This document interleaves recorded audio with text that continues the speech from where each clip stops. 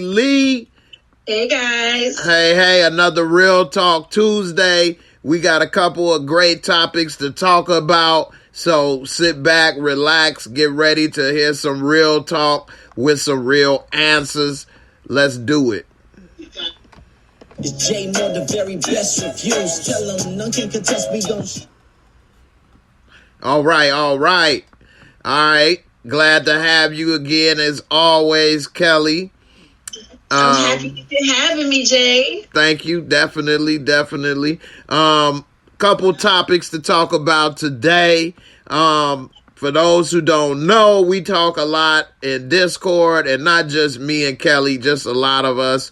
And a lot of different topics come up and things.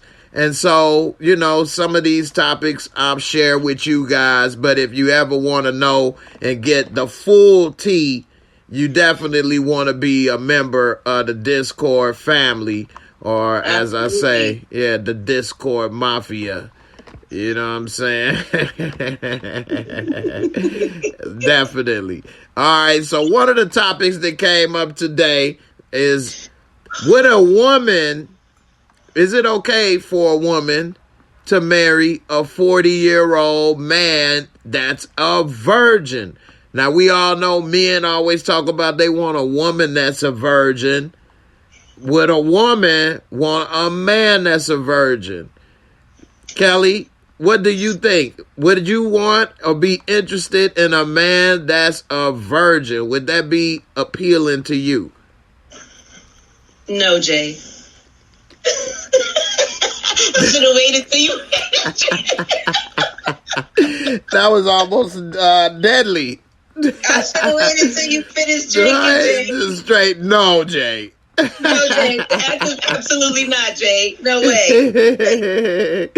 So, would that be appealing? You know what I'm saying? He's been holding his seed and virtue for the right one, and now it's you, and he ready to, shoot you across the room? Ain't that interesting? No, Jay, I'll point him in the different direction, Jay. No, not me. I mean, the hype of what you just said.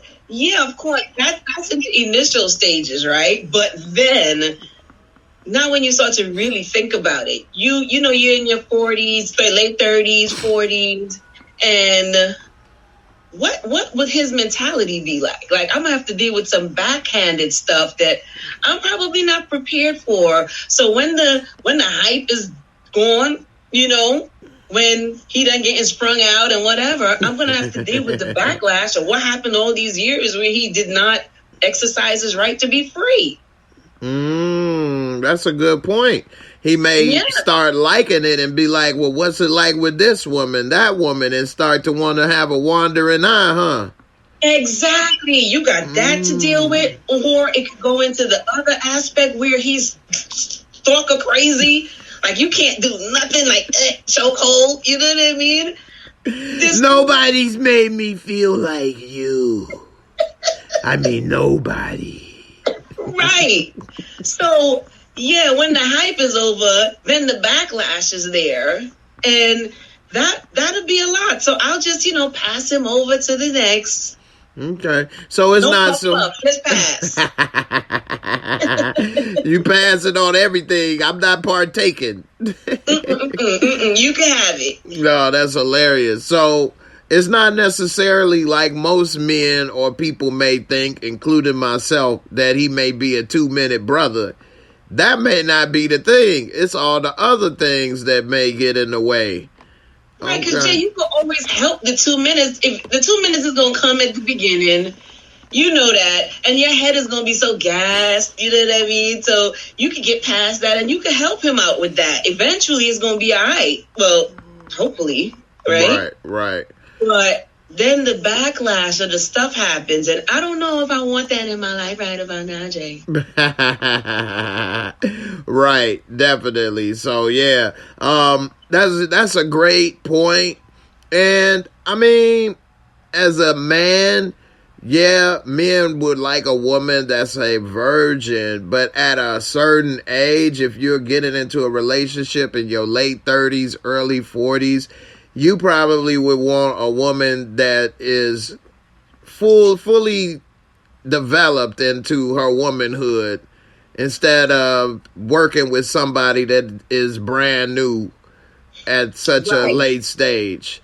And I would probably think more of the stalker thing with a woman first, because y'all parts always gonna work. Just lay down and open up. Oh my gosh. Yes, but it's true. Right. Yeah, definitely. So that's pretty funny. That's a good one, man. Definitely appreciate that. Another topic, since we talking about parts and how they work, Barika definitely, I wish she was here because she has some good insight. She may come later. But is it a difference? And everybody in the audience definitely chime in and let us know what you think. Is it a difference being with, let's say, a full-figured person, whether it's a male or a female? Is it a difference in how you approach sexual activity, or is it the same? I'll kick it off with what I know as being with a bigger woman, a full-figured woman, rather, I should say. It's still not much different, because if they can lay down or bend over, you there. You got it. You got it.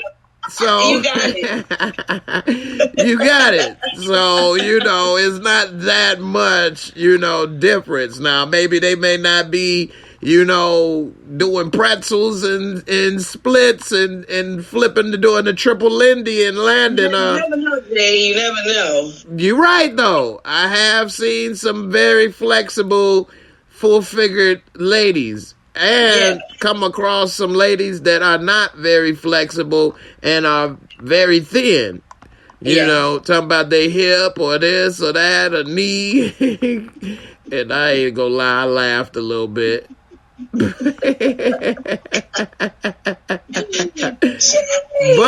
I still didn't care and stopped, but I thought it was funny, though. You in your 20s talking about your hip and stuff, like, what? My bag. I know, right? I ain't come across people too often in their 20s talking about something was, sore. So that was funny the first time I heard about it. Gosh, so, so as far as a woman with a bigger or larger man, if it's any larger men out there in the audience, is it anything a woman should know or do different when being with a larger man? Whether you're taller or have more weight or what? Should she have one hand up, pushing that belly up, the other riding that rodeo, smacking that?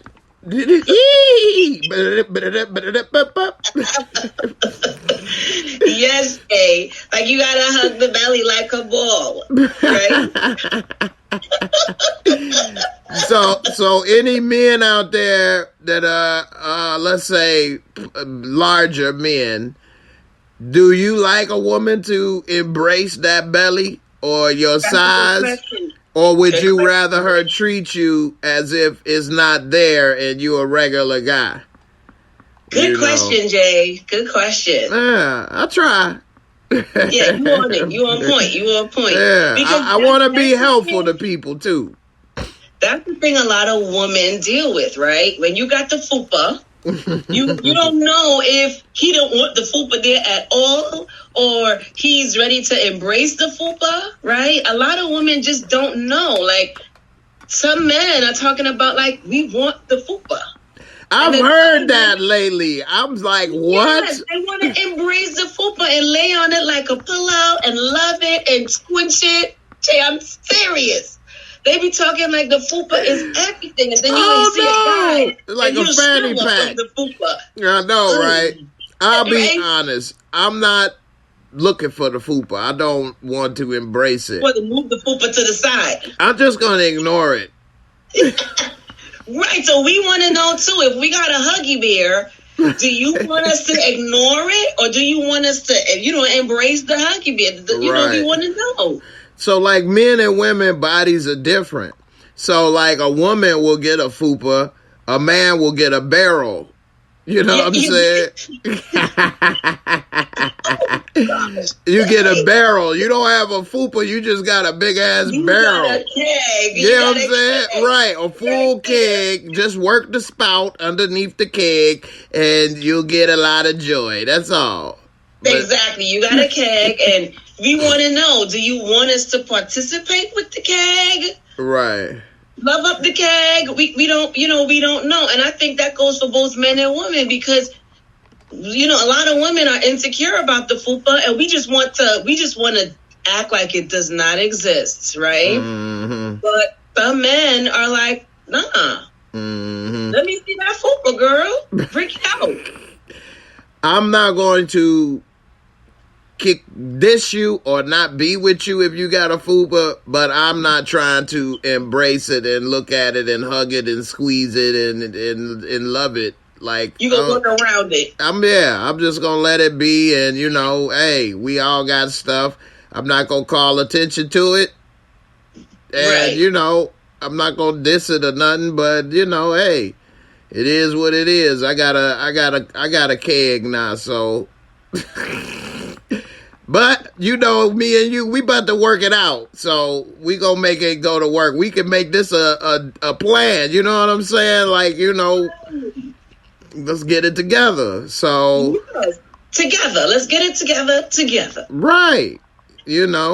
Damian Kenny said 200 pounds more than myself. What? I'm not trying it. I'm doing all the work or risk getting hurt. Man, I don't even know. 200 pounds more. That's a whole double the pleasure. That's another you. Right. Exactly. Now, Ill Wood said, embrace the gut, ladies. That's my guy, Ill Woods. He been in the Discord for a minute. Let me ask you, do you like the fupa or you just don't mind the fupa? Okay, that's a good one. He want the ladies to embrace his gut. Would you embrace the fupa? You know what I'm saying? Or you would be like, hey, you embrace mine, I embrace yours. Now right. I'm gonna touch yours, you touch mine. Exactly. We don't know because it is a big issue out there. Right. Now Big Ron, the lover, he said, hold on, I'm 6'4" and 400. Damn, but I puts it down. Every female I've been with is under 175. He putting them through the headboard, baby. Mm-hmm. Now, if you big, you better have an excellent physical hygiene. That's true. You can't be sweating and smelling like bacon grease and shit. Talk about some. To me, that goes for everybody. Like, you want personal hygiene across the board. You gotta have it big or small, short or tall. Personal hygiene is a must, okay? Right. And we talked about that already. Definitely. Mm-hmm. Ron be putting them through the headboard, brother. I ain't mad at you, boy. It's like going to the gym. Bang, bang, bang. Ill Wood said, y'all ladies got that feminine fat, and I love it. You got that Busta Rhymes. Let me fill in on that feminine fat. Now, like he embraces the fupa. That's good. There you go. So if you embracing him and his, he gonna embrace yours, and that's a good relationship in the sense though that he accepting you for you, and it's not necessarily about you need to lose this or have that. And if you embracing him for him, it's an all good situation. Right. Because Jay, this is such a good topic because I'm telling you, man, there's so many of us on both sides, male and female. We you don't plan to get a fupa or a keg. You don't be like, well, I want that one. This fupa is good. That one is great. No, we don't go there, So by the time you want to get rid of it, that means you got it. Right. So you want to know that you're not stopping, Mr. Lover Man. You just want to know, do I have to be fully insecure about this or can I just relax myself because you're going to be with me through the journey? Right, on right. both sides. Like, I want to be like, let me bop my head on the keg. Now that, hey, if you gonna lay on it, I'ma rub your head. Right. Right? Il Wood said, I love the fupa. You see what I mean, Jay? I'm telling you, I hear a lot of men now like, let go the fupa. Do not hide it. Don't put that bulletproof waist trainer on. You know, you hug them and it feel like they police and shit. You know, I'm telling you, you know, you don't want that. The vessel. Police. Right. You wanna be able to hug a woman and feel her feminine fat. Is that what he said? Right. You don't want to feel this straight jacket, right? That's true. Now let me ask y'all this, and especially my guys in the comment: should a woman be shy or tiptoeing around asking you about your weight or any of that? Is that a sensitive subject? Or if it is sensitive to you, why? And how could that lady possibly help to maybe approach that subject without making it so sensitive? Good question, Jay. Yeah. Good question. And I'm going to ask you the reverse. How can a guy ask his lady about her weight and not make it so sensitive? What could a guy do about that? Well, say he want to go to the gym with you and he wants you to lose the fupa, but he ready to lose his belly too. How can he say it? Should he just say it or what? What should he do? Just say it. Rip the Band-Aid off. Just say it. Because if you overweight, you already know you overweight. If you got a fupa, you know you got the fupa, right? I think that as long as he's not doing it in a demeaning way to chastise or demean you or bring you down, right? I think that is something that should be discussed. And it's if you get support on your journey, sometimes all we need is a little bit of support. But to degrade the person because whatever their circumstance is, sometimes you got stress, depression, that leads to weight gain, right? You can have all these different things going on that people don't know, and that leads to you putting on more weight for whatever the reason is. You don't want somebody to continue breaking you down, but you want to have a discussion because, you know, you want to be healthy, first of all, as you progress and get older in life. But, you know, women get sensitive. You can't say certain things. Oh, so you really didn't like me like this. You just been, tolerating me? So you just got to let her know, no, I do like you. But come on now, let's keep it real. You don't like it. I'm not saying I don't like it, but let's do this together. So you got to get past the uncomfortable part of that conversation because it's going to be there whether you like it or not. In my opinion, I think you're going to feel that way because nobody wants somebody else to talk about the parts of them that they don't like or they're not happy about. Insecure. That's it, right? Right. But get past it. If the girl or the guy acts in a way that, you know, I don't know what word I'm looking for in my brain. Insecure. But if they act insecure and their feelings are hurt, you got to get past that point because if you really care about the person, then they'll eventually come. Now, if you mean to degrade them, then it's going to be a mess all the way, Jay. Right. And women can pick up on that easy because they may think about it even if you're not. So, right. Definitely got to. We already know. If I got a fupa, I'm telling you, you can't tell me, oh, no, I don't see it. I know I got a fupa. You know what I mean? Right. Damian Kenny say, relax and let me know what you want. Big Ron said, now some men need to embrace the C-section trauma. I see females with the vertical cut and it makes their stomach stick out, but I embrace that because lots of our women suffer from that. Yeah, I get what he's saying because then it kind of like folds over instead of being because of how they had the cut. Right. So, you know, Jay, here's what I think about that. And I'm glad that Ron brought that up because you can't help it. It's a natural part of giving birth. And 9 out of 10 times, if you have a C-section, that means you have endured some sort of alternate effect than the natural birthing effect, right? Because we don't naturally give birth via C-section.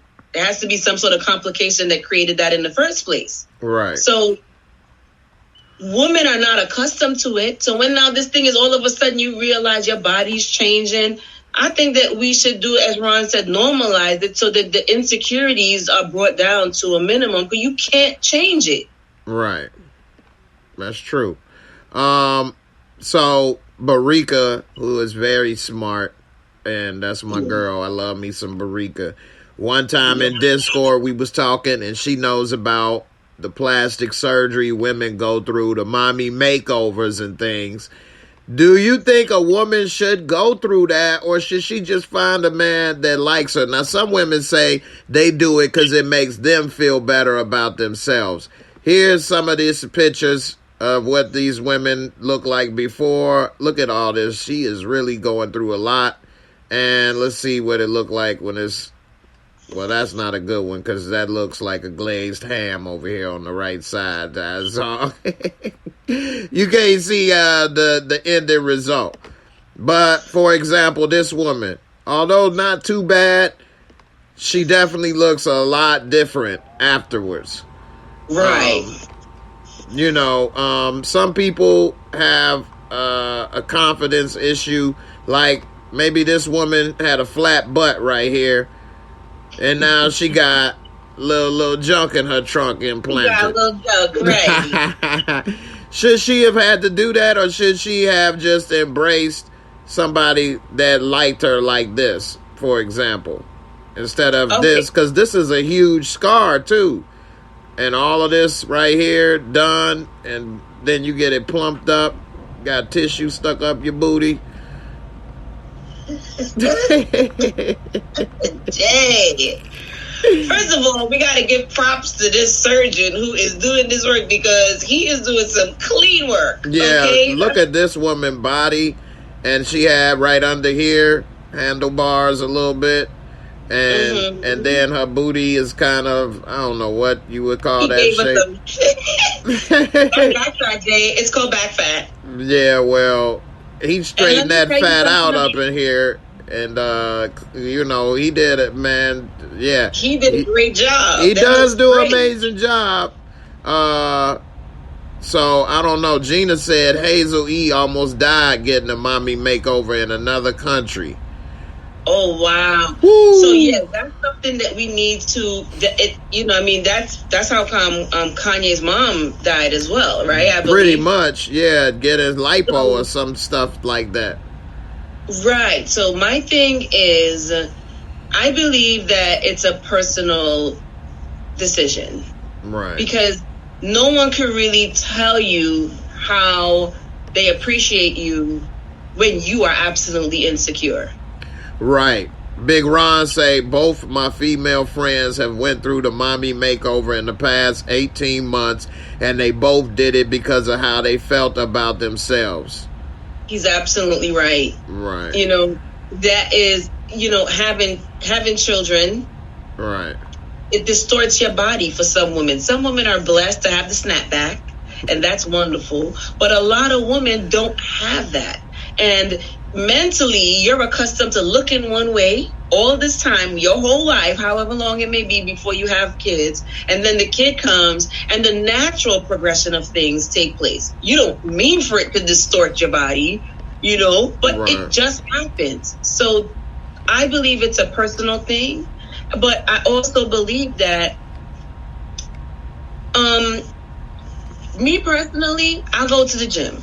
I will try first. Yeah. And try to have a schedule for myself. But yes, I do know there's situations that you can't work it off no more. You can't do right. You just can't do it. Right. So I think that as long as it's not a massive insecurity that you're covering up, where you have problems with self-esteem, just like who you are as a person. Right. And I think if you're just trying to correct things that went crazy via the kids or maybe circumstances in life, then go ahead. Mm-hmm.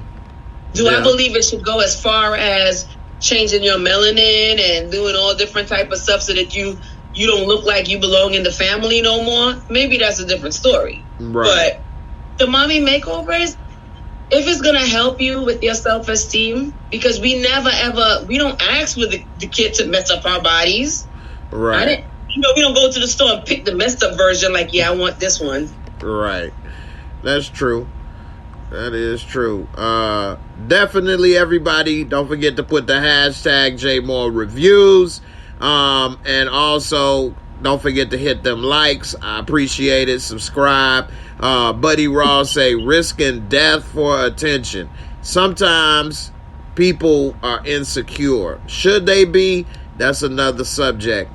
Does it happen for insecurities and attention? Both, yes. I don't know the percentages, but it is unfortunate because people get insecure, I think, more because of the way society and in online social media seeing all these people looking certain ways, and they leave out that they went through all this surgery, was sore or whatever the case, and then they're trying to compete with stuff, and you feel insecure. I think social media ain't for everybody, for those type of things. Yeah. So look at this, right? When I had my son, I got stretch marks. I didn't have stretch marks before. So when I got it, I was just like, what is this? I hated it. And to be honest with you, I went through years, the first maybe 3, 4, 5 years, hating what my stomach looked like. And I didn't even realize it wasn't that bad because, like, for me, my stretch marks was the same color of my skin. So it didn't, unless you were didn't stand out. Right.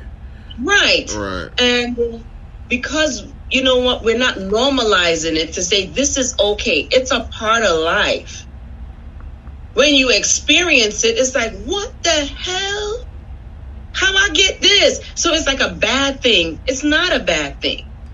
So we don't normalize it. And as you said, I agree with what you just said. Social media takes it to the next level because, you have all of these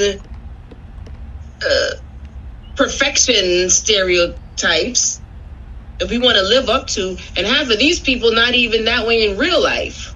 Mm-hmm. Just seeing the social media cover up or, facade of perfection. And that's what the regular average Joe or Jane wants to live up to, but it's not really real. Steve Walton said, "You are beautiful, Kelly. Don't you worry about them stretch marks. He ready to ride them roads to wherever they may lead." Thank you, darling. Definitely. But you are beautiful, and that's sometimes a lot of women and people, but more women than guys, but women sometimes don't feel it. And, you remember how maybe when you were younger, and as we age, people may not feel the same, but you definitely aging gracefully and you doing your thing. So definitely. So hold on that note, right? I want to piggyback on what you said. I realized that when we think about like perfection and what's beautiful and what's like great in our opinions, we always go back to yesteryear, right? When we didn't know what life really was at that point. That's true. Okay, we were operating on autopilot and default setting.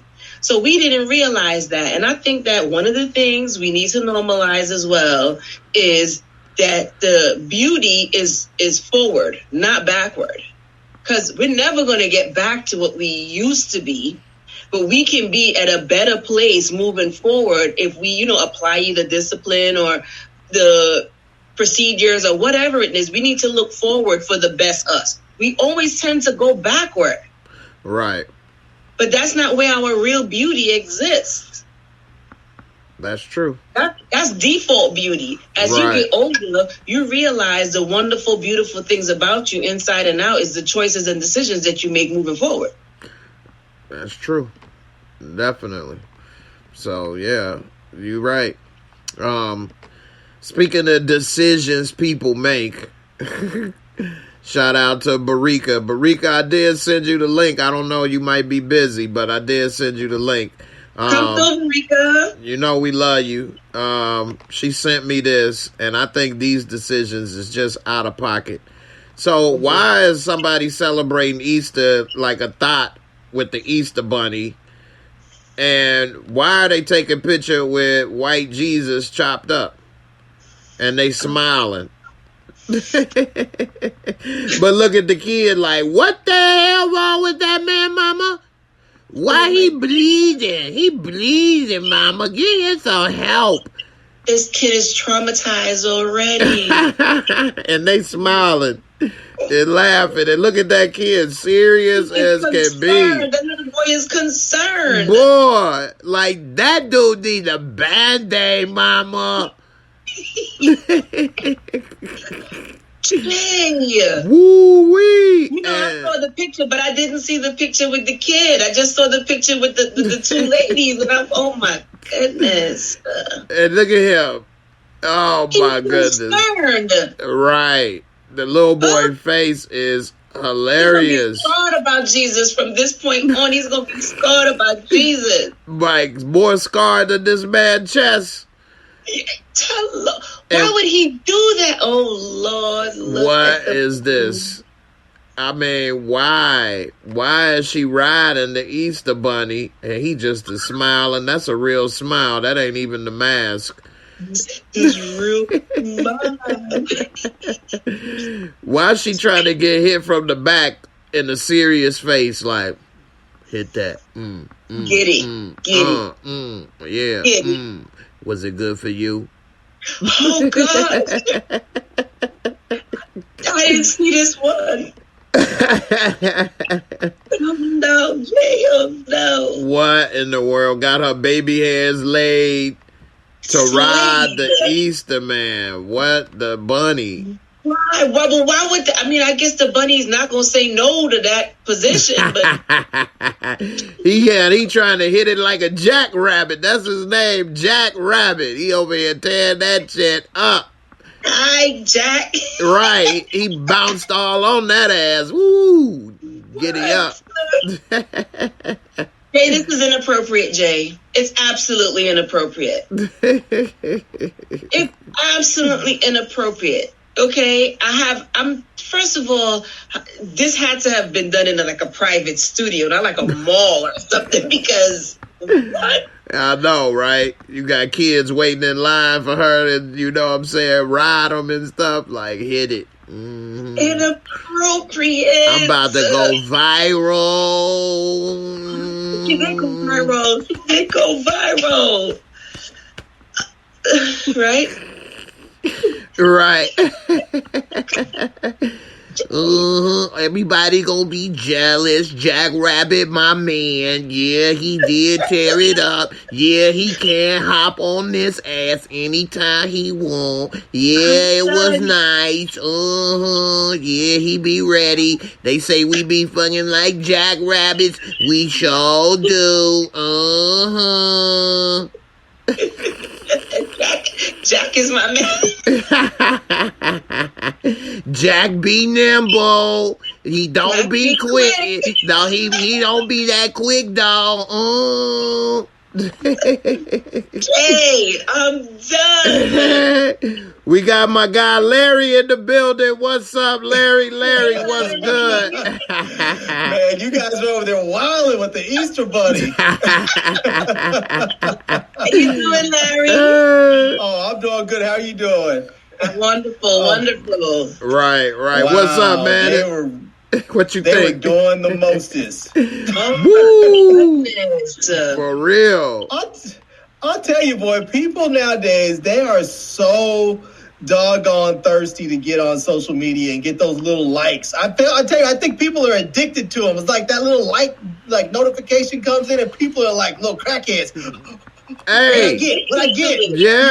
Yeah, you know, it's funny. Whatever they have to do. Right, it's funny you say that because it has been studies where it releases the endorphins similar to like crack, where some people get addicted literally to that, like crack. Yeah, the endorphins is released when somebody like and stuff. So You know, they're up there, just up there. I mean, you know, you're up there on full thought status when you're on there with some lingerie or whatever she's got on, just straight, you know, just straight cowgirl style on the Easter Bunny.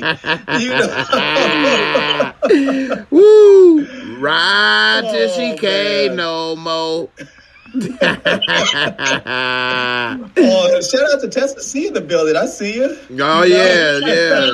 She happy to see you 2-0 on the scoreboard this week. Good to have you back. Yeah. Man. Nisha said you right, Larry.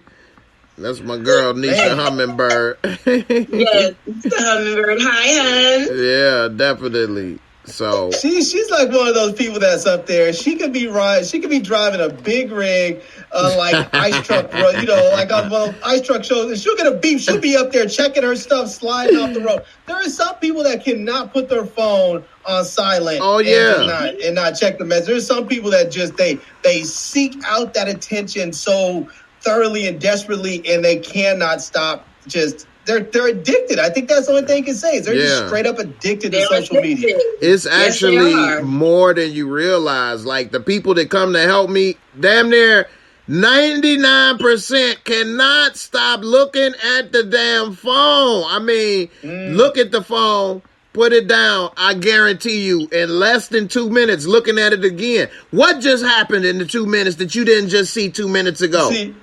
You know? You know what I'm saying? None of them even got a YouTube channel or making money on it. Like, dude, y'all check it more than me, and I got channels and pages. What are y'all doing? Yeah. I'll tell you, if you want to get over that, if you have a problem with that and you want to get over it, start a YouTube channel or a Facebook page or whatever. Get successful at it and see how many doggone notifications you get in every hour, every day, and after a while, you're going to be like silent and then turn the phone off, and then you won't even want to deal with it after a while because it becomes so overwhelming. But other people, they're just like, I got 14 likes on this photo. I know, right? You're acting in front of the world and you only got 14 likes. Man. It's because they don't know, and they, you know, if you have that understanding, you know, but you see my phone lit up red? Yes, Jay. Dang, Jay. You see that, Jay?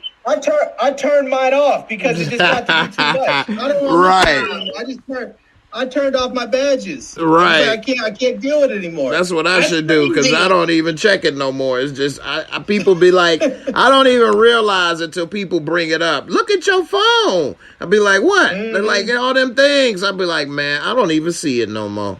That's crazy.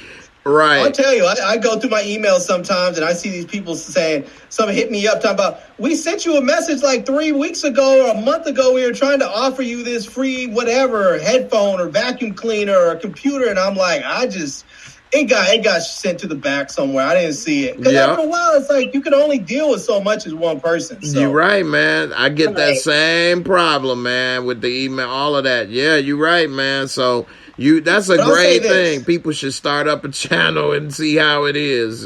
See how it is. But I'll say this. If you are on social media getting naked for likes and you only have 14 of them, put your clothes back on. Try a different approach. That's not to say that you are not attracted. It just means that you don't have the right audience for that. Right. This is not for you. This is not for you. That's it. Right. Yeah. Do something else. Talk about dating advice or something. Tell people what it's like to be lonely. Right. You know, I don't know. It's funny you say that because it's this one lady I know that we used to, be friends or whatever, and now she's basically in her lingeries and unmentionables.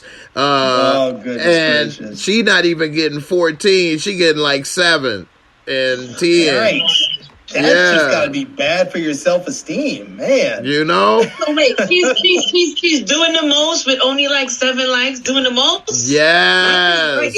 Yes. Because, it's a lot of people doing that too, so you got to do a little more. You got to, have better quality pictures. Yeah, it ain't that easy. You got to be naked with like the Gaussian blur over the nipples and the crotch area. That's what they're taking it to. They're just basically just like going straight naked and hiding it. Right, right.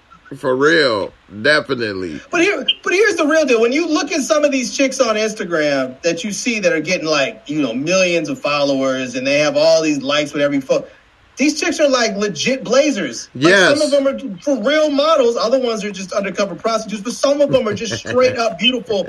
And just because you're naked doesn't mean people are going to look at your stuff. Right. Some of these, if these women, if they just put on some jeans and a T-shirt, people are still going to be up there hitting them up. You fine as hell and all the other stuff that dudes say, thirst trapping them. I'm just like, you know. Plus, they put money into their photo shoots and outfits and locations. And then, it's just not in the bathroom. It's just not in the bathroom. Right. Yeah, they may get to a point where they do that, but it ain't what they got them there, Yeah, definitely. So, another topic we had tonight, we had a couple topics earlier tonight. One was, would it be okay for a woman to marry a 40-year-old man that's a virgin? Would a woman be interested in that, rather, I should say? And, Is she a 20-year-old virgin? No. Right. That would probably be the best match. Equally yoked, Right. That'll work. Hey, and you said one of Kelly's favorite things, being equally yoked. That is very important. So, definitely. I'll tell you, I know that a lot of dudes talk about, they want a virgin and all that stuff. I have, when I was single and I was out there dating, I was not like interested in any chicks that were virgins. Like maybe when you were like in high school or college a little bit, but like when I got a little, I was like, no. If some chick told me she was a virgin, it was like immediately I was just like, cool. Right. Right. Because it's one of a couple things. Like it's like, one, if I smash and then like a lot of people do, they fall for their first and it becomes something special to them. I'm like, that's not, at that time in my life, that wasn't me. And I was like, I wasn't a piece of ish, but I was like, I knew I wasn't trying to be serious with anybody. I'm not trying to smash. And then all of a sudden, I had a girlfriend when I was in college that was a virgin, and then you left her a virgin. I left her a virgin. I was just like, no, it's cool. We dated for a little while, and then I was like, she lived in Vegas. I was in California in the Inland Empire, so it was like about a 3-hour drive. So I was like, it was easy enough for me to say the distance is too much, and move on. But then later she was like, hit me up. Oh, I want to come see you. I don't want to be a virgin forever. Let me come over so we can do it. I was like, no. Because I was like, I'm not trying to be with you like that. I know this is something that like you've held on to and treasured. Do it with somebody who's special. Like even if the dude's not a virgin, at least do it with somebody who's going to be special to you.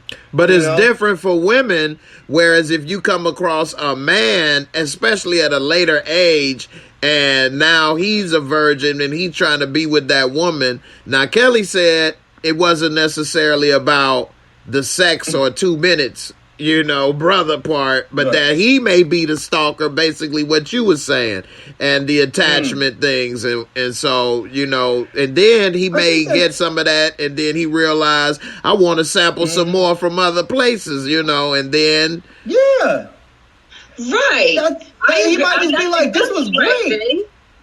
Yeah, he might have been like, the buffalo wings were great. I want to try the Louisiana sauce. I want to go with the St. Louis joints now. I want the extra spicy. Exactly. Give me the board.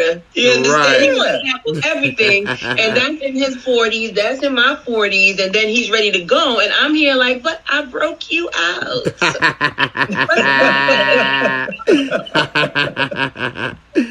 All right, so that's a dangerous game to play because you never know what you're going to get. You might either get a dude that's like super sprung and you can't get rid of him, or you might get that dude that you might get all attached like, oh, I got him all hooked in now. I got my hooks in him. And then you find out this dude's up there, sampling the platter. Right. So I think virgin things is for when you're younger.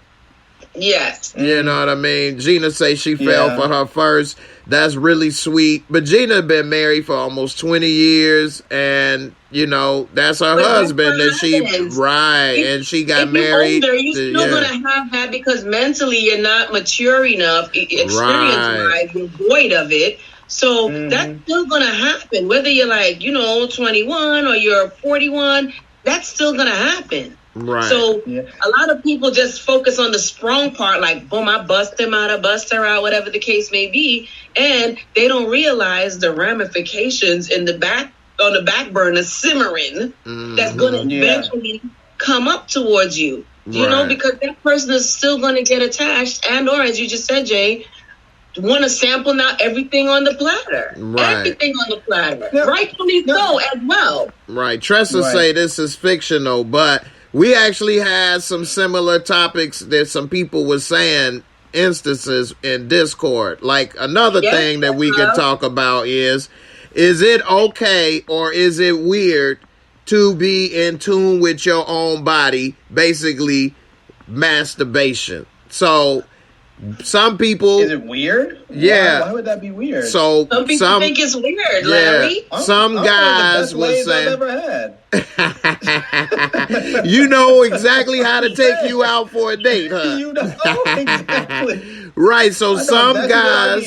Here's the thing. Some guys said that he, believed in seed retention and that he don't like to spill his seed, or that he doesn't believe in that, or watching porn, or a lot of other things, which, I'm not a big porn watcher myself, but your body reproduces seed all the time. I don't think it make that big of a difference.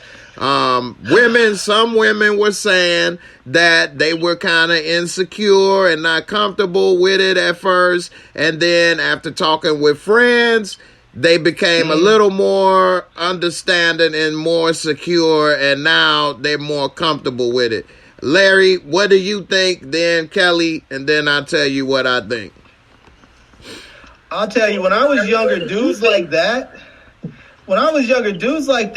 used to have their girls come my way, because those are the dudes talking about seed retention that couldn't last for 5 minutes, because let's be real, when I was younger, if I knew I was getting some, if I knew for a fact I was getting some, we used to just call it, just go ahead and squeeze one out before you leave. That's true. Just rub one out before you leave the house. That way when you get there, pre-game, you're already on that second one.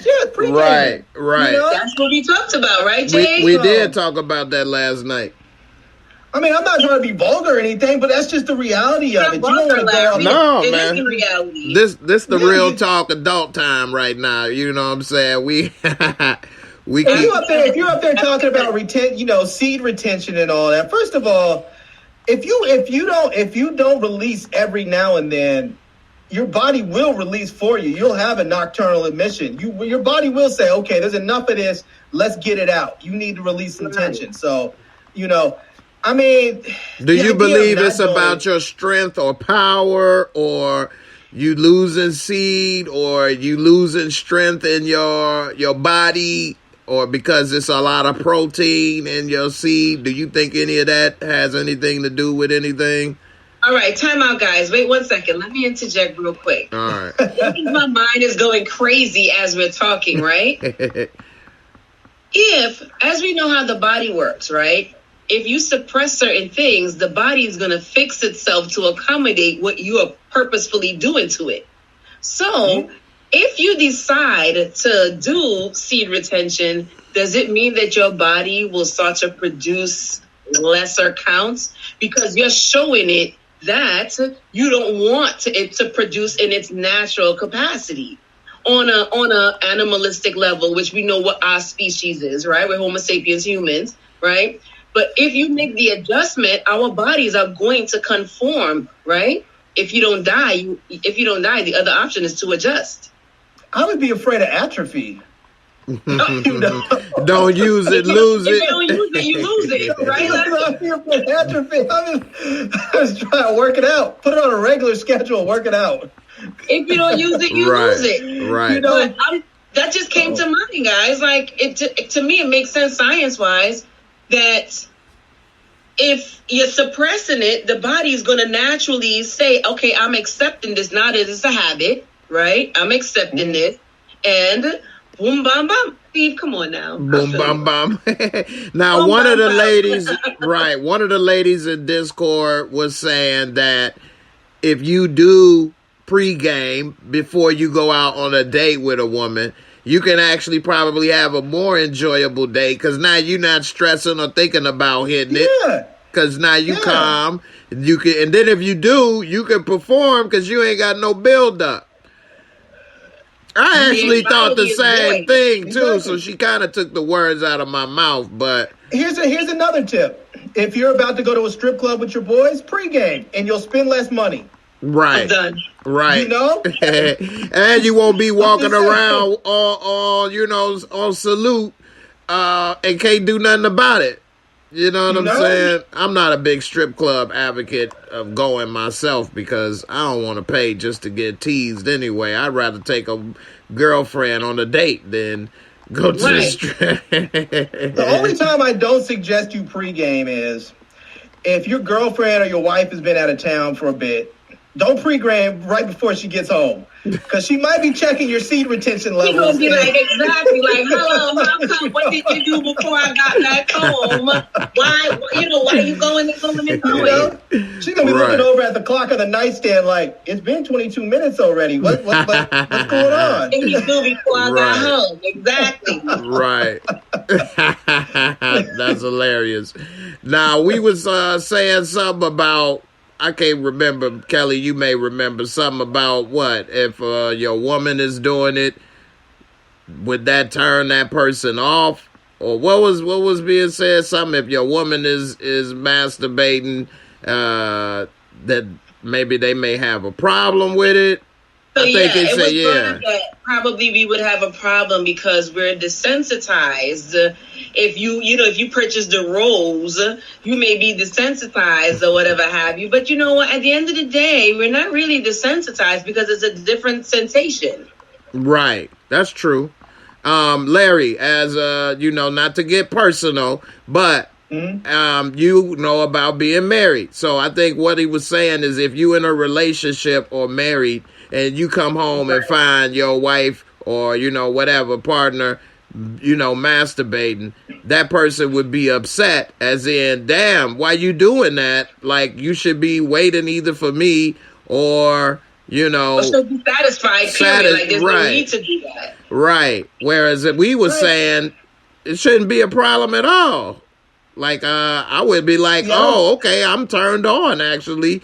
Let's get it in. You know what I'm saying? Yeah, I mean, if I walk in on you and you're masturbating, then let's just, I'm here now. Unless you just want some you time, then go for it. But if the purpose was just to have an experience, I'm here now. We can experience it together. But I don't think it's anything for anyone to be upset about. I think that's one of those things that comes from people who are deeply insecure. And I don't want, I'm not trying to put anybody on blast like that, but the reality of it is that if you're with someone, people have different needs at different times. And sometimes it's like if you're a guy, you can love your girlfriend or your wife and everything that she is to you sexually and intimately. But sometimes you just want to watch a porn and just let one off. That doesn't have anything to do with the way how you feel about her. Right. She shouldn't feel insecure. Right. Yeah, it's just what you want in that moment, Right. So, Kelly, what about if a woman was using a vibrator? Does that say something about her partner, or is it on the same page as what Larry was saying? It's just I absolutely agree with Larry. One, to each his own. If that's what you into, I don't think it has anything to do with your partner. I think that it just has something to do with you at that moment. If you're into the moment for me time, then fine. And I just don't think, unless you have addictive tendencies where it's a problematic situation, I don't think it really has something to do with the partner. Wait a minute. Unless it does have something to do with the partner. You know what I mean? Like if the partner's saying, let me do it or let me get some, and you say, nah, I'm good, I'm going to just do this. That means that your Yeah. partner can't get you there. So unless it's actually a problem, then there's no problem. Well, see, here's the thing that I think with that is that if your partner has a problem getting you there, I feel like being in a relationship with that person, you are just as much responsible for that. I was just Because about if to you say know, that. if you know how to get you Communication. there, there are some women that just can't orgasm no matter what they do. And Right. if a woman is one of those people, then there's no need to feel bad about not getting her there because she can't get herself there. It's just there's some women that can't do it.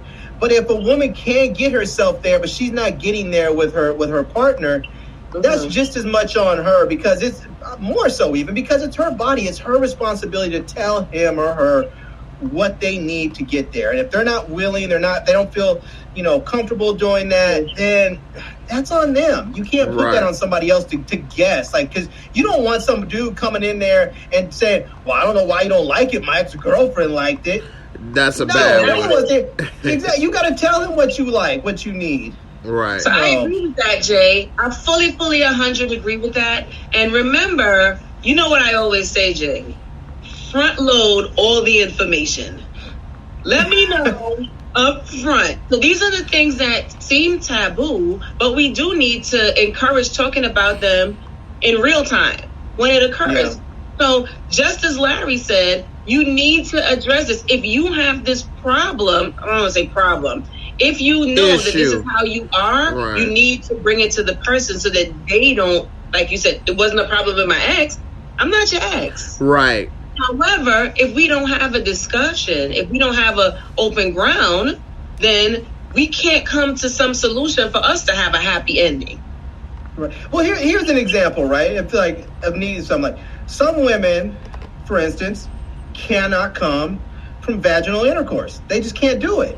They can't come from penetration, but they can come from oral stimulation. And if that's the case, you need to let your partner know, look, you can sit up there and flip me upside down and backwards and everything else. You can think that your dick is made of gold, and you can sit up there on Viagra and ram me for an hour straight. It's going to feel okay until I dry up and get tired of it, but the reality of it is I'm never going to come because I can't come that way, and you have to do what I need you to do. And if women speak like that to their partners, then I think everybody's happier. Right. Exactly. It's her responsibility. I don't know what to say else, but I agree 100% with Larry, because you have to let this person know.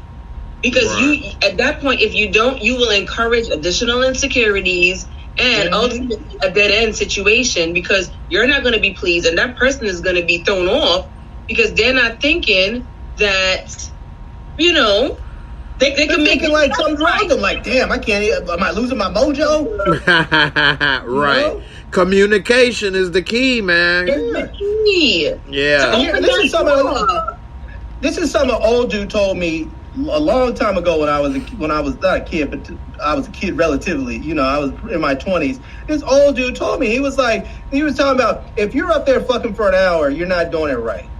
Good Lord. He was like, that's just what it is. He was like, some tea. He was like, you're not doing it right. You should be able to get off and get your girl off way before that. If you're not doing it if it takes an hour, then you need to reevaluate. That's true. That's a good point. Because, if you ain't got to where you going, then you probably ain't going to get there. No doubt. Yeah. Now, if you doing it for the fun of it, that's different. Yeah. But y'all should have already at least got to where you was going at least 2-3 times by then. Round two. Right. Exactly. Definitely. All right. I got another topic for tonight. This one we was talking about, and some ladies thought it was no problem with it. Some guys thought it was no problem. Some ladies thought it was a problem, and some guys thought it was a problem. The topic is, if a woman is pregnant and the baby is not yours, is that good, or is that cool that she's having sex with other men that are not the baby? And I'm talking about even 6, 7, 8 months pregnant, and she's having sex with and having sex with other men that's how we were in Discord, Larry. and having sex with other men. Now, I'm not saying she doing it with 2, 3, 4, 5 men. It could be just one other man. But that man is not the child's father, but he just put a little lotion on the baby's head every now and then. Is that a problem or what? I mean, he just putting a little lotion on the baby, trying to give him some curls. I'm just trying to give him some curls. Oh, no. What? I just give him a little detangler mix in there.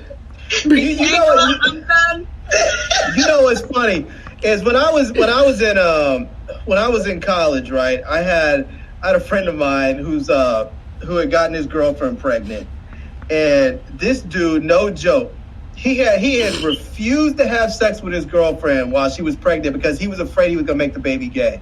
What? What? The baby was gonna see his ding ding? Like, you know what? I want that. He did. He thought that if he was gonna bump the baby with his thing, and that the baby was gonna be gay if he came in her. Oh my God! And he was a college educated. No, he wasn't in college. I was in college. Oh, okay. He was a friend of mine I had from high school. But I was like, bro, you must have skipped that sex ed class. You know, big time. All right, so Kelly, DeMarcus Vaughn said, "Hey, Kelly Lee, you look like the character that plays Lisa on Bel Air. Beautiful." I gotta check out Lisa. Thank you, DeMarcus, but I've never seen it, so I gotta check Lisa out to see if she's my twin. All right, so and Nisha definitely said communication is the key to a great sex life. Yes, Nisha. All right, so what are your thoughts on having sex with men that are not the baby's father, and you 7, 8 months pregnant? Is that a bad thing? Don't matter. You know, what are your thoughts on that? No, Jay, no. Is the baby gonna turn gay? No, the baby's not gonna turn gay, but no. The answer is no. Absolutely. That's hilarious. I just want to know. Like what? Like you got pregnant and then you broke up with your dude before he knew or something, and then you just happened to hook up with like some other dude before you started showing, Larry. and this was like a continuing thing, or did you just like go to the club when you were like 8 months pregnant and took a dude home? I mean, there's so many other things that have to be other questions that need to be answered here before you can say yes or no to that. So okay, Larry, let me answer. Jay, can I answer him? Go ahead. Okay, first of all, when we had this discussion, it went along the lines of the woman not knowing that she was pregnant, right? She's 8 months and know she's pregnant? No, wait, hold on, Larry. Hold on. I guess she started from the beginning of how we got to this point. Right. Say she's pregnant. She doesn't know she's pregnant. The guy is past tense already. She doesn't know. And then she's involved with a new guy, right? That was quick. And then things clearly start to escalate in every capacity, right? And that was quick. She's just quick everywhere around. They call it an escalator.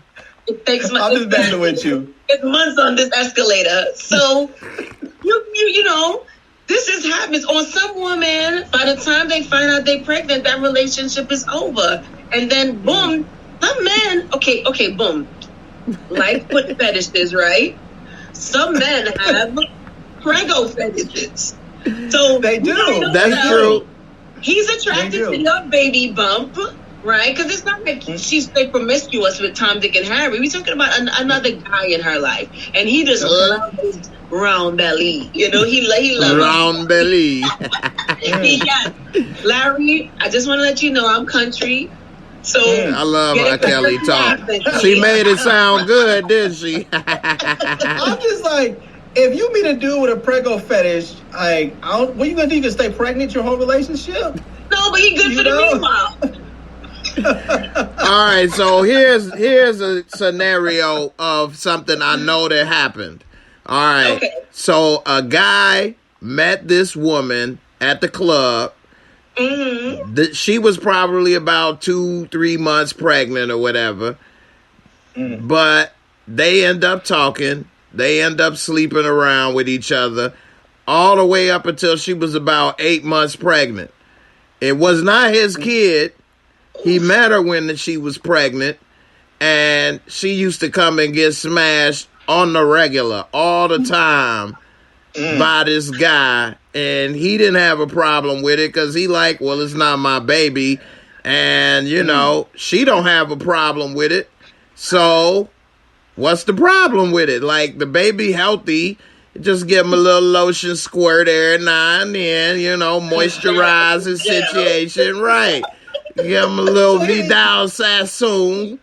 Here's the thing with that, I think, is that if you're just smashing and you're having fun and you have no expectations and you're not catching feelings, if you're into that and everybody's in agreement with it, go for it. The problem is that if you do, well, it's likely going to be the dude, not the woman. If you start catching feelings, the problem is at some point after she gives birth, nature's going to kick in, and the mother wants to be with the father. That's just the way nature works with us. We're animals just like anybody else. They're going to want to be with that. The father's going to want to come back and check on that child. The mother's going to want that father around for support and protection. That is just the way animals work. Right. And we are no different. As much as we want to seem like we're evolved, we're not evolved. What you said said make perfect sense. But in that situation, they actually stopped messing around when she was like 8, close to 9 months, and that was it. Like, never really talked again. So, but she's gonna blame that dude for the rest of her life if that kid comes out gay. What? No. I can't believe my friend thought that. If anybody out there is gay, I'm not cracking on gay people. Do not take this back. Right. I'm laughing at my friend in his adolescent ignorance. Right.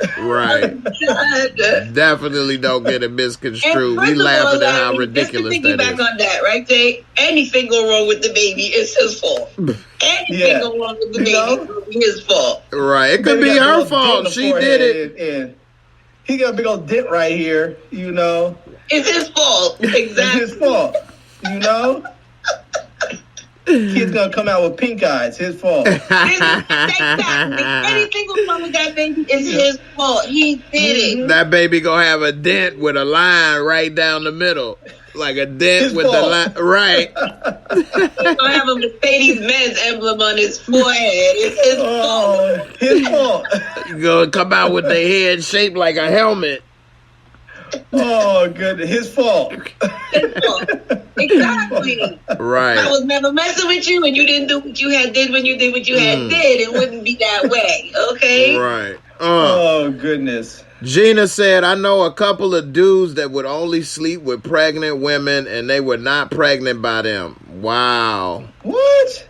It's a fetish. It's a fetish. Like, everything has a fetish. That's a fetish, too. Like, that's a porn genre, too. That's not your baby, though. That's true. At least you know she healthy. You ain't got to wear protection. Maybe. No, baby. No. Got a crack baby in there, AIDS baby. You know? So, yeah, I mean, you know, that was interesting. Some people looked at it as you may be messing with your spirit or soul or the baby's spirit by allowing all these different men to enter and maybe mess with the womb while you there. Some people are saying that ain't how it works and ain't nothing happening to the baby. Well, it depends. Like the scenario you gave was like she just met a dude and it's like she's just sleeping with the one dude. Now if she's out there just like living her party girl life and she's smashing, you know, dude after dude, and she's like with a different dude every weekend, you know, living her life like she's old school Amy Schumer or something. That's something else, you know. But Amy Schumer. I mean, you know, but that's different if you're doing that because I've heard women talk and say that like it takes them a little while to get used to a new dude because sometimes when they sleep with a different guy, they switch guys, they'll get UTIs sometimes. and it takes a while for them to get used to it down there with all their pH balances and such. And so if you're just going do to every weekend, maybe you are causing some sort of bacterial imbalances or something that could cause some issues. I don't know, That's a good point. So that's a fact, right? And that's a fact. That can happen if you're pregnant or not pregnant. But if you're promiscuous, you are susceptible to a variety of different issues, right? UTIs, yeast infection, vaginosis, whatever the case may be, right? Women can have a plethora of different issues just by having promiscuous and vicarious sex. But so I think that you need to be a little bit more responsible if you are pregnant, because of the health of not only you but the baby.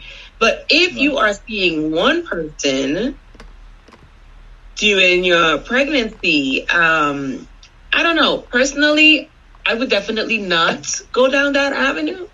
But if you and the father are not speaking on unspeaking terms and your hormones are going crazy and you need a fix or blah, blah, blah, blah, blah, then you have a person who's interested, then, go rock your boat.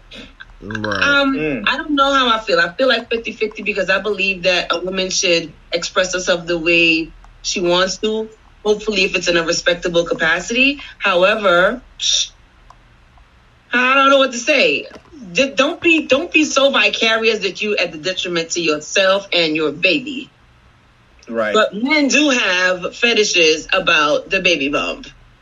They got you remember what show did we see? Was that BMF where the guy had the fetish about the dead people? Right? The dead people. The necrophiliac? Right. The mortuary. Oh yeah. Yep, that was Right. BMF, yeah. That was Donnell Rollins. Donnell Rollins. Seem taboo, but it doesn't mean that it don't exist. Right. Yeah, that's true. That's illegal. And that could get you violate real a dead sick. person. That is illegal. Yeah, Right. Ain't no telling what you might get putting your ding ding in the dead person. Yeah. Ding ding in the dead body. No, I'm good. No, People are into some stuff too. So You ain't lying, and that's a perfect segue before we go to the last topic about people be into some stuff. So relationships is like a work in progress. Go ahead. What's up? I have a question for you. Since we're on to some other stuff, I have a question. Is it considered sex if you have anal penetration? Like, are you still considered a virgin? Like you talked about the 40-year-old virgin. Right. If a woman has never had, because like I met a girl back in the day, she wanted to maintain her virginity, so she was cool with giving up the butt, but she never wanted to have regular sex. I've She's still a actually, virgin. yeah, I've heard of this before. I used to joke and call it. She's still a virgin. So I used to joke and call it princess pussy because princesses are supposed to stay virgins, and so I used to joke and say it's princess pussy. That's why they would have sex. So Right. I heard of this before, not for that reason, but a woman said she don't cheat on her husband, so she only gave up the butt and wouldn't give up the cootie cat because she talking about, she only, say that for her husband. So that way she not cheating, which she is cheating and having sex. I think Bill Clinton changed the game when he said, he didn't consider getting head sex. Ever since then, everybody started saying what act is sex and what is not. Kelly, what you think? It's all sex. It's just different variations of it. It's still sex, period, right? So you got up, down, back, ear, nose. I don't know. Is penetration required for it to be sex? Huh? Is penetration required for it to be sex? No, because you can have oral sex. It's still that level, that sexual level of intimacy, right? But it's not vaginal penetration. So therefore, it's still on the border, not on the borderline. It's still on the lines of sex. It's just not vaginal penetration. That's it. It could be anal. It could be, you have all these different areas. So, you could be like in your ear, but I don't know. Right. Would that work with your wife if she said that, Larry? That she ain't cheating on you because she only gave up the butt? That wouldn't work, would it? Exactly. I wouldn't be married. Exactly.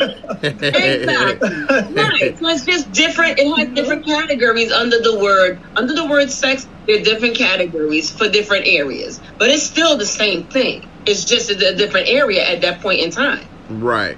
Yeah, I feel like with most, like, I feel like if my wife cheated, I feel like if she came and said, you know, I cheated on you with this dude, I feel like I would want to say, you didn't cheat on me because the moment you slept with that dude, you left me.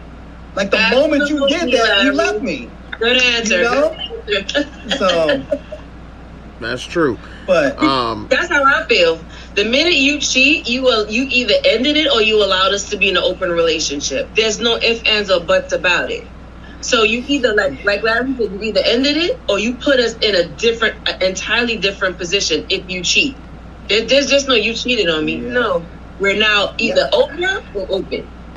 Right. I don't know if I'd want to be open. I mean, I remember back in the day when I used to be in my little man whore days, and it was fun when I was younger. But I look back on those days and I think to myself, I don't really want to go back there. You know, like, it was fun. It was funny. Sometimes it's cool to get together with my boys and we all reminisce about when we went to some club and pulled some chick or whatever. But it's like it's reminiscing. I don't want to go back to that. Right. And have to worry about trying to meet somebody or if, I just... But Larry, nowadays, you know that certain men don't ever get over that phase, right? That's true. But men, I had a moment like that in my life too. And you get it out your system, then you actually don't want to go back, like Larry say. Yeah. And actually, you a better man, I think, for a relationship for a woman, because you don't got to worry about me trying to do that and cheat on you and do that. I had that time when I was running there. Right. I want this. You see what I'm saying? So I don't want to do that. So I'll say this, right? I think I've always said this in my life, knowing me. I prefer a man who has a plethora of experiences. Because by the time now that we settle down, he's expunged all of those options. So he's not really trying to, go through this or go through that because he never had these experiences before. So I now have him when he's done with that and he knows exactly what he wants. No ifs, ands, or buts about it. I've always preferred that option in my life, you know? Yeah. So I understand what you guys are saying. Yeah. And I would want a woman like that too, because, not to say I wanted her, doing so much, but I don't want her still trying to be in the club and do certain things, because I hope you got that out your system and you ready for this part of life. If that's what like we say, equally yoked. We got to be on the same page. Have to be on the same. I'll tell you, boy, whenever I go to a club, and it's not very, sometimes I may go to a club like once every other year or something, just somebody invites me out because they have a birthday party or something, and you go to a club, it's funny looking back as an older person. I see, I'm like, man, they look so desperate. Like, everybody's got their for sale signs on, the lease with the option to buy sign on. Everybody's out there. The dudes are peacocking. The girls got their stuff. I'm just like, y'all just look thirsty, Definitely. I'm like, how about this? Walk up to that person and say, hi, my name is, and go for it. You don't need all the extras. Just roll up and say hello. Yeah, definitely. Hey, that's what I mean about front loading the information up front, right? Right. Just get it over and done with. Like, especially now, I think that in every age range, it's good, but especially at an older age range, hell yeah, front load the information. Don't be shy. Just get it out. Right. Yeah. Definitely. Now we was talking about relationships and things, and what do you all think? Like, it's always important to keep a relationship fresh. Some people like to role play. This person, Mano, the rapper, said that he enjoys role-playing as a runaway slave when he's intimate with white women. Here's a little clip right quick, and then we can talk about it. I like to be like a runaway slave. Okay, no. Mano! Oh my God! I like to play like a runaway slave. Okay. I like to play like a disobedient slave with a white woman. So tell me, like, what you say. Yes, Mesa. And he telling a bunch of black women this. It's two of them. Like, it's like me getting whooped, right? You get whooped? It's like I play like you whip it, but most of them don't want to play like that. This is. What white women goes along with this? They don't want to play like that. They don't. Okay. This is my. It's like, listen, you're gonna act like your master's wife. And I'm the one. And I just got whooped by Massa for eyeballing me. But the whole time you've been really, you like it. Anyway. You've been eyeballing me. I like to be like a runaway slave. All right. So what do y'all think about this? Let's let Larry go first. Man. Yeah, and this is our last topic right here of the night too. So thank you everybody for joining. It was fire as always. I hope y'all had some good laughs, learned a couple things. Larry, thanks for coming. And Kelly, always happy to have you. Larry, what's up now? You ever wanted to be the runaway slave, man? What's up with that? Hell to the no, man. No. Not into that at all. I mean, part of me wants to just say, okay, to each his own, and let him do his thing. Because I know everybody has their different sexual predilections, and they do what they want to do. I know some people are in, because it sounds to me like he's sort of into a submissive dominance thing. It sounds like maybe he's a sub, and he's looking for a dom. And I guess this role play is what he likes. I can't get into that. I personally find that line of role playing a bit, culturally offensive. But I mean, he's a black dude. What am I? If that's his thing, I mean, he's black. He has a right to have whatever kind of black fantasies he wants, even if it's jacked up. But like he said, he has trouble finding white women that are into that, because most people are like, I want to do that. Like I think most white women that would want to be with a black dude don't want to be that type of chick. They don't want to be that type of white person, So, right. I mean, I think he might just need to go find himself a nice dominatrix and work out that sub-dom, dynamic there, and leave the whole slave thing out. Right. Okay, Kelly, what you think about this, and also what about role playing too? Maybe if you want to add something into that, what do you think? That's a dub, Jay. No, it's absolutely no. Absolutely. I'm not trying to hear that. There's a lot of psychological issues going on in there, because there's just no. I do agree with Larry in regards to he's a susceptible sub, and maybe that is just playing out in his extreme capacity, because they know black people are supposed to be like, yeah, I'm a runaway slave. We're trying to get rid of that. Okay, we're not trying to incorporate that in our present day everything, right? We're not trying to do that. So I believe that it is an extreme maybe fantasy in regards to him being a sub, and he wants to be dominated, because that's the ultimate case of domination in a black man's eyes or a black woman's eyes. That I'm gonna make you like. I feel like if I'm gonna be with white boy and he gonna be like, Kelly, I'm gonna whip you down. No, you're not gonna whip me down. He say you gonna be his winch, his bed winch. Right. It's not. But I will tell you, I was privy to a conversation many years ago with a guy. He said the girl he was with wanted to play out a rape fantasy. And in my head, I heard that. What? I was like, what? Wait, what? I've had some women say they want to be choked, which that's not really my thing, but I know a lot of women think that's like they have that thing, but there are fantasies that a lot of people, first of all, I will put those on the taboo for me, because I'm going to be extreme in any capacity, okay? Right. So, no, you ain't going with me. You're not going with me because I'm a slave. I think that's some, deep-rooted issues. Or where I sit in the sub situation where you go into the extreme, right? Because what black person wants to reenact or relive, not relive, but reenact that type of torture. And then what white person wants to be known as, I'm going to take you down, you know what I mean? Right. No. Yeah. I just don't understand that. It was creepy. It felt creepy to me. It feels creepy now. I'm feeling weird. Right.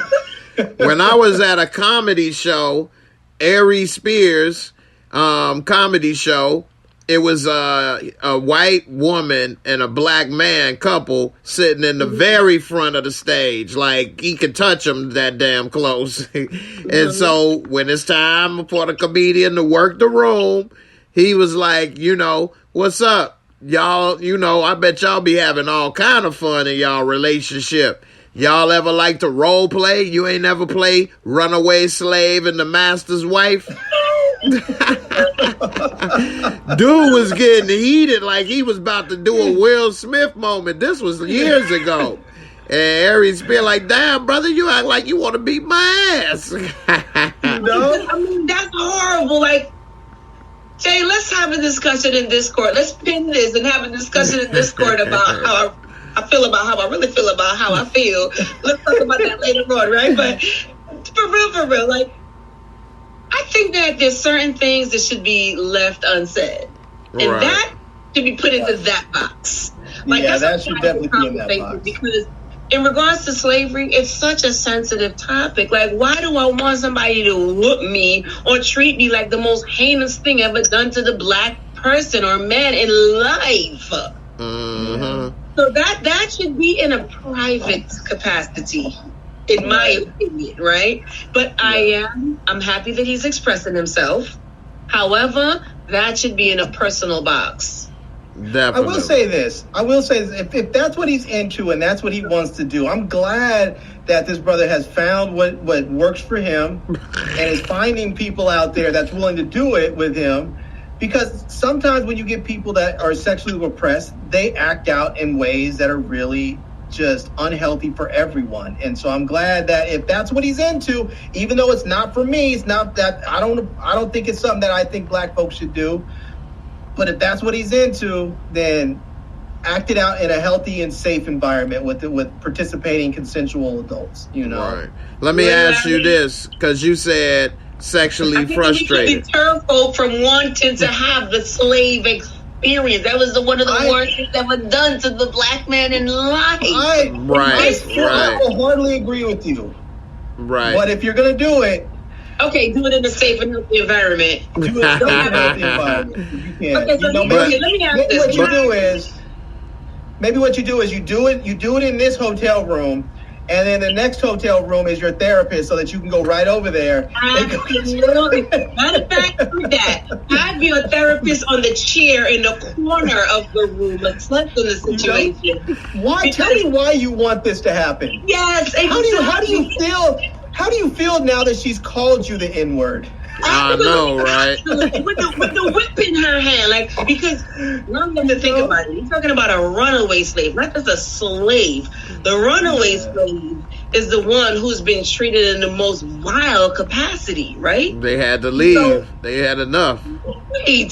So I'm thinking, I believe, going back to what Larry initially said in regards to the ultimate sub to the most extreme scenario of being dominated, because to me that's the extreme version of being dominated. Like, it's the worst thing that could possibly happen to a black man. How do you turn that into a fantasy?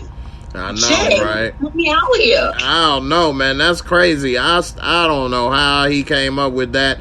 I can see more the slave scenario getting a white woman, but wanting to be the slave, that's crazy. I wouldn't want to play the slave role play, period, either way. I will never play the slave. Right.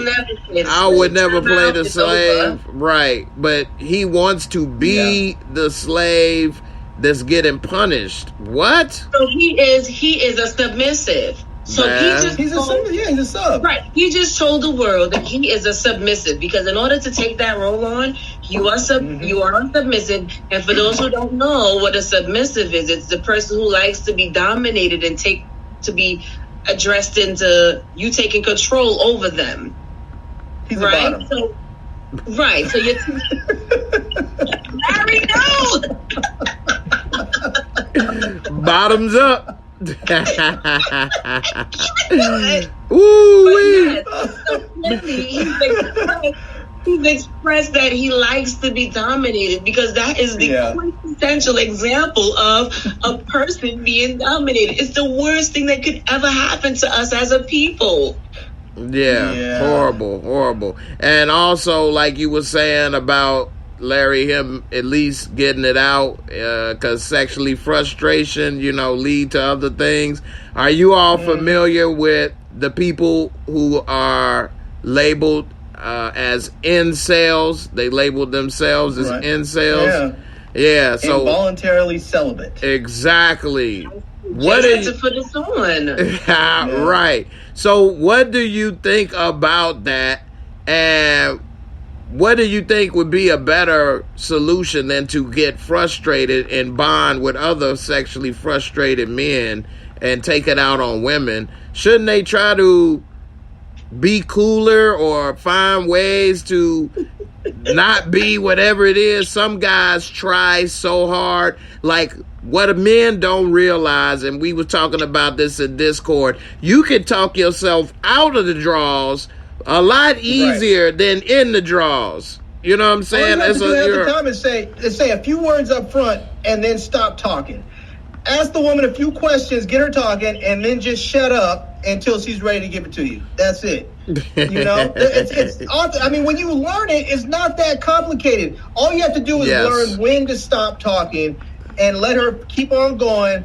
And the next thing you know, she's gonna feel like she's in love with you because she gave you her whole life story. Yes, and you sound like you were listening and engaged, and you could be putting your grocery list together as long as you remember to say every couple of moments, and then listen every once in a while so you can say what, and then just go back to it. That's it. I can't get over. You gotta put that back up, Teresa. What Teresa? Code word master, please. Ooh, safe word master, please. Yeah, that's horrible. My goodness. My goodness, right. This is horrible. Exactly.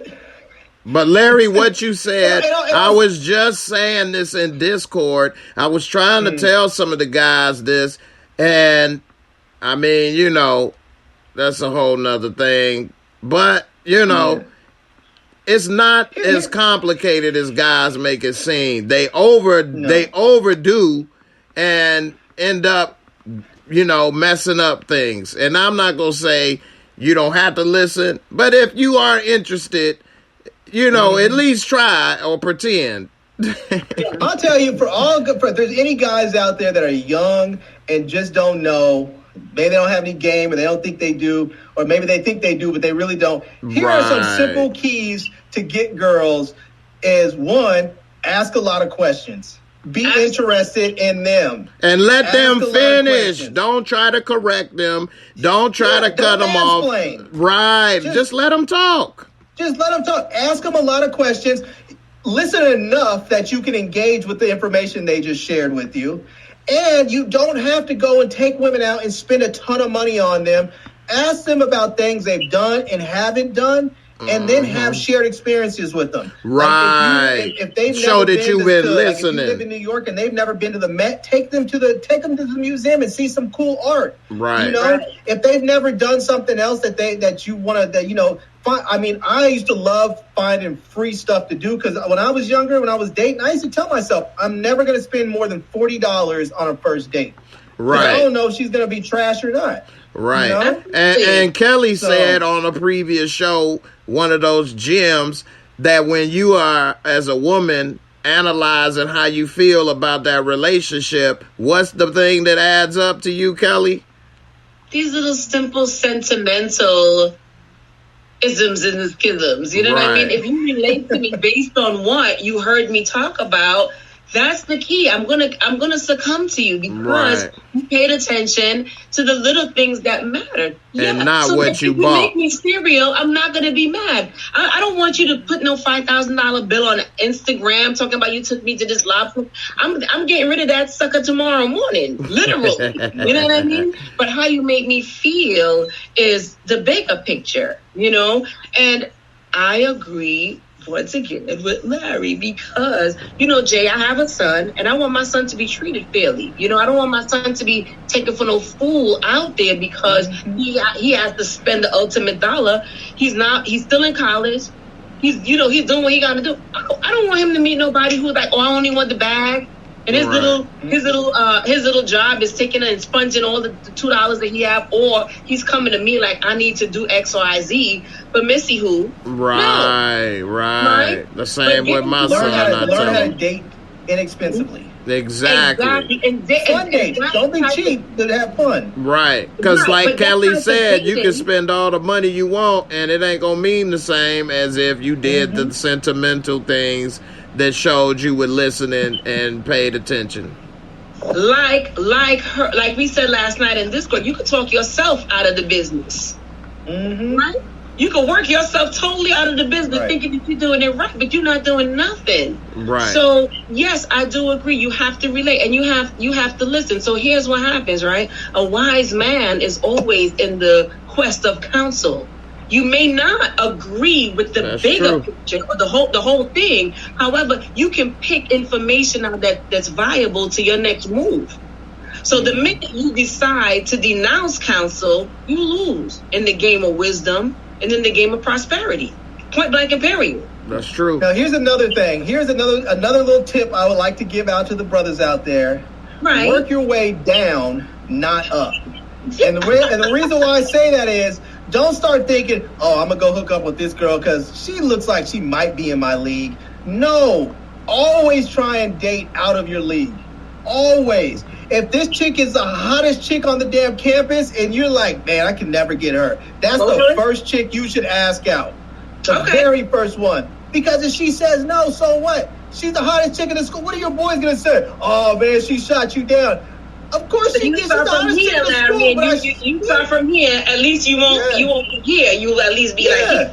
Right. Like if you start from the very top, you might. You start way up here, the super hot chick. Maybe by the time you get to the cheerleader, she's like, yeah, you're cool. Let's go out. And then your boy's gonna be like, damn, how'd you pull her? Because I didn't start at the bottom. Right. Right. I don't need to go Drake style. I started way up here, and I'm gonna work my way down until I get something. Right, because you can start at the bottom, and that's because you got low self-confidence.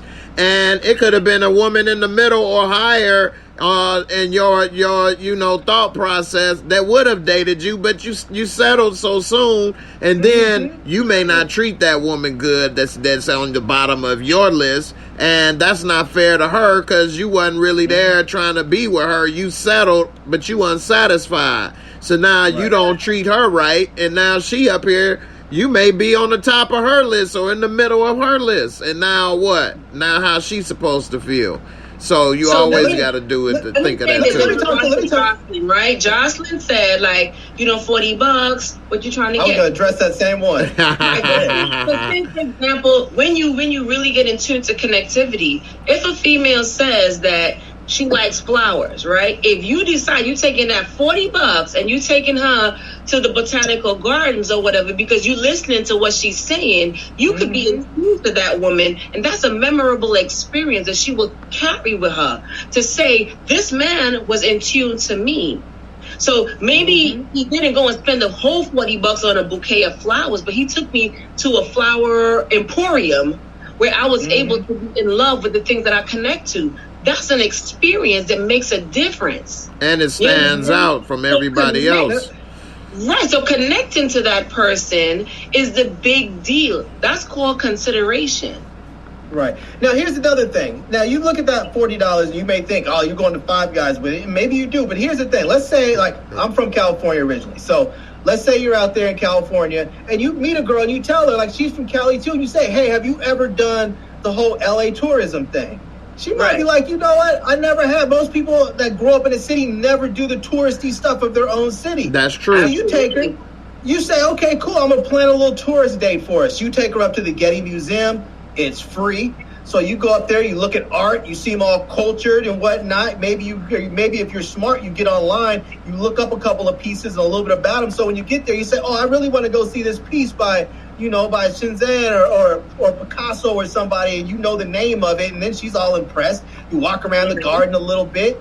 you know, and then maybe you go down to Santa Monica, you walk on the pier, and then by that time, you know, it's getting a little late, so you say, let's do the whole straight up California, you know, tourist thing. Let's go get a hot dog and a stick and some lemonade and go sit out on the beach. So you next thing you know, you're sitting on the beach, eating a hot dog, drinking some lemonade. That's lemonade because it makes your mouth nice and sweet, because when you're sitting out there with the sun setting, you're going to start kissing. Right. Boom. Nice Scientifically. experience. You're not broke. Right. You know? A lot of people don't plan out a date. They just say, let's go here, and then they just wing the rest. And they don't even understand how to put together a date like that. Like what you said, and that's in every city. Like, I used to take girls to, like, the tourist thing in downtown Chicago. A lot of girls never been to Navy Pier or North Pier or did the tourist thing. Absolutely. You know, and then that would be memorable. Do not take a girl to the movies until you smash.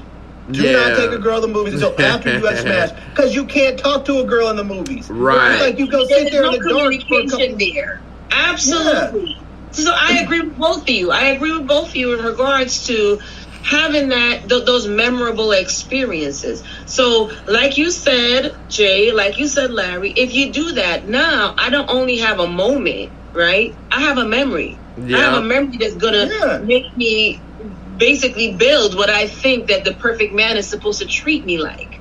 Because even if I'm not aware, like younger females, if they're not aware, they'll soon realize that this is a very memorable, sentimental experience to carry with them for the rest of their lives. Because these are the things that absolutely matter. However, like you said, Jay, earlier, social media is skewering and tainting the perspective. So all you realize is, oh, does your bill look like this? My restaurant bill is $5,000, blah, blah, blah, blah, blah, right? Right. That's over and done with. You're just seeking the next high. You're not really getting into what's actually memorable and touching your inner strings, your heartstrings. Right. Like money is the worst gift you can give a person because you didn't take no thought.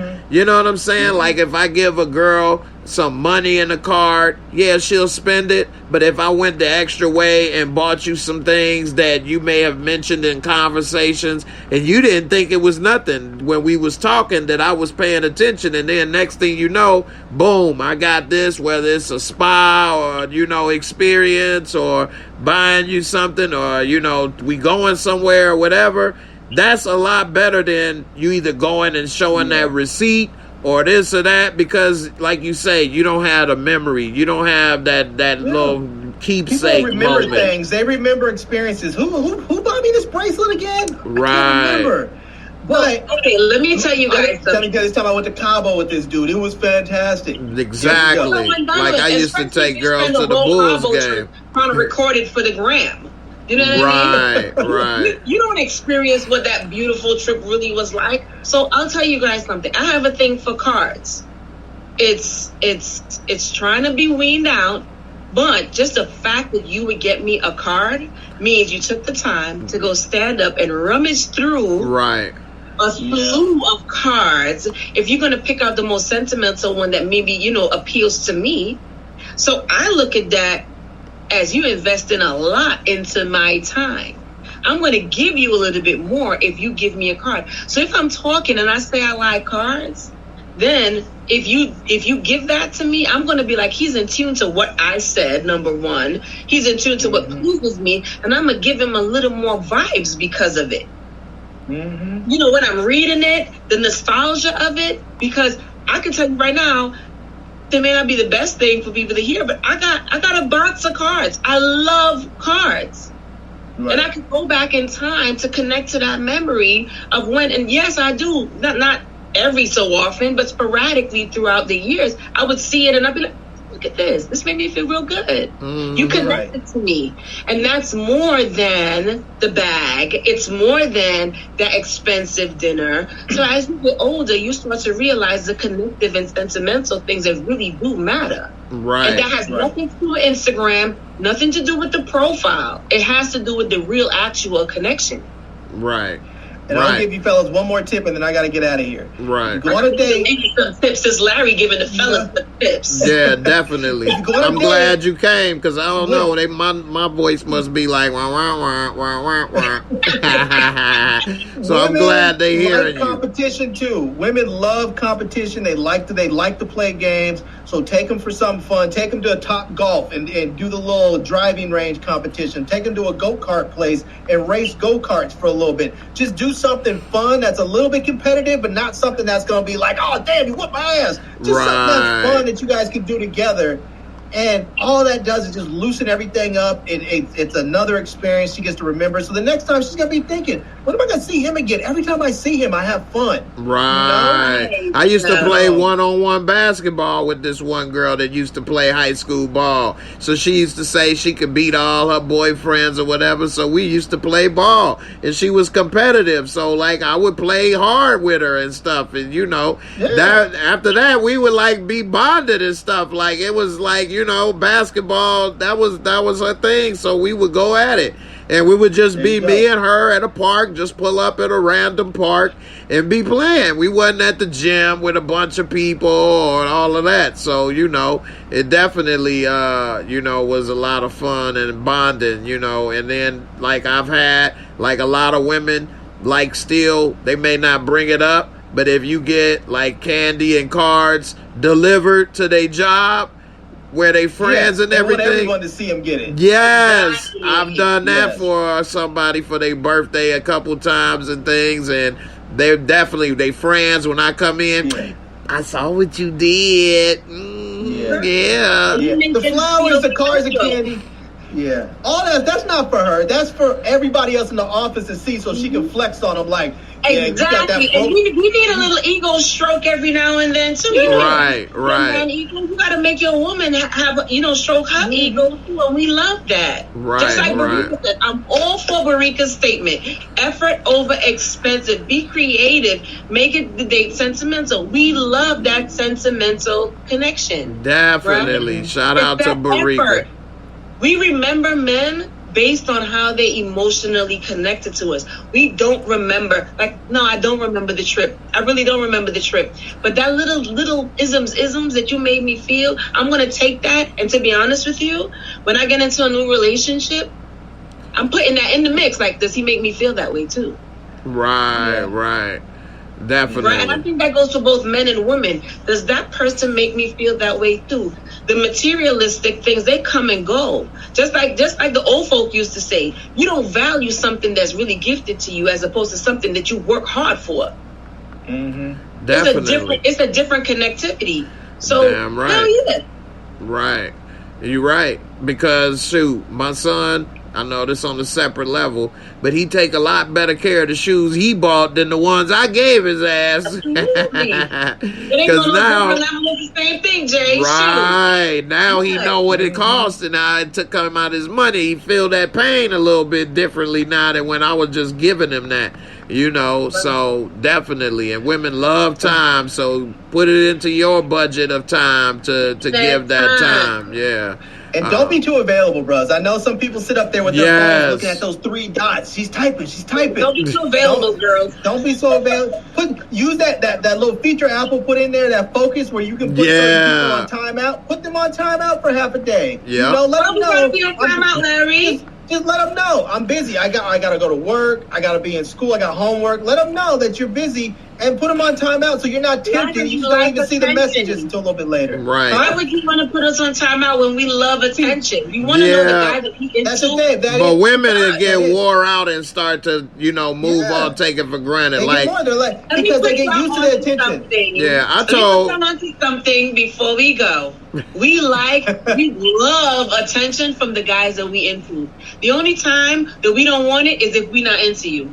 Point blank and period. Yeah, but some women get burnt out when they love hard, not fast, and strong. Guy, Jay. Not when we into the guy. Ladies in the chat, support me because you know it's real. Now when we want all of it when we into the guy. So you understand. But women like to chase also.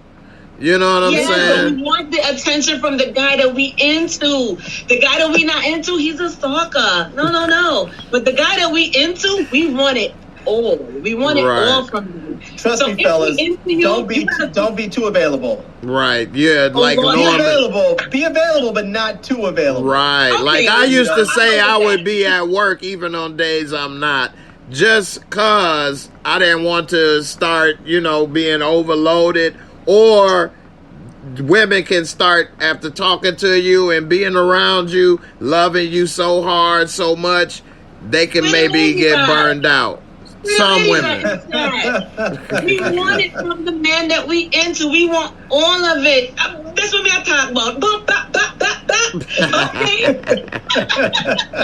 We want it all from the guy. We may want it too, but it's a balance. You don't want to burn each other out too fast. No, that's all I'm saying. We want it all from the guy that we into. All the people. Hello, where the ladies at? Where the ladies at? Where the ladies at? And we into you. We want it all day, every day. We want it from the top to the bottom, from the bottom to the top. Well, you make it sound good. I'll tell you that much. Larry got to get up out of here. If they feel like, if they want it like that, and then you keep texting them all the time, every time they text, that's only for the man that we not into. That will slow down. No, Larry, it's only for the guys that we not into. That's what you say now. You take the flattery for a little bit. It sounds nice. That's cool. You text me, good morning, beautiful. Hello, Empress. It's a balance, is what Larry's trying to say. It's a balance. No, Jay. We want it all from the guy that we want it from. We want it all. Also, another quick tip before I get out of here, because I gotta get out of here, go pick my wife up. If a woman tries to put you in the friend zone and says, I just want to be friends, what you do to get out of that friend zone immediately is tell her you want to date one of her friends. Just say, oh, okay, is it cool if I date homegirl? Because I can tell you right now, if she's not wholehearted on that friend zone crap, and she's just talking, trying to put you on the back burner and keep you on ice for a rainy day, the moment you show interest in one of her friends, she's gonna be like, oh, hell to the no. And women will deny this to their dying day, but it is 100% true. 100% true. No, Larry. You're going to get killed is what you about to do. Can we have a part 2 next week, Jay? Can we have a part 2 next week? Always, definitely. And you know how we do. We definitely going to talk about it. From the very beginning. Right. Part 2 next week, guys. Part 2 next week. And we definitely going to talk about it some more in Discord. If y'all ain't joined Discord, you definitely should. Come through the Discord. So you come through. Tressa, you don't know what you missing. It's a great group. Honey. Yeah, we have all kind of discussions. Man, it's just cool. Watch movies, chat, talk, laugh, all that stuff. So definitely join up. You won't be disappointed. Yeah, definitely. Be a Tommy Egan level or higher though to get into the Discord. be a goon. But I appreciate you, Larry, for coming through. Definitely. Yeah, thanks for having me. Yeah, definitely. We got to do this again. And Kelly, as always, love having you, talking with you, and you're doing great as always. I love it. Definitely. So, everybody. Next week, Larry. Right, definitely. And also, somebody said this would be a good podcast. This is a podcast as well, being simulcast on podcasts, iTunes, Spotify. So the link is in the description box below.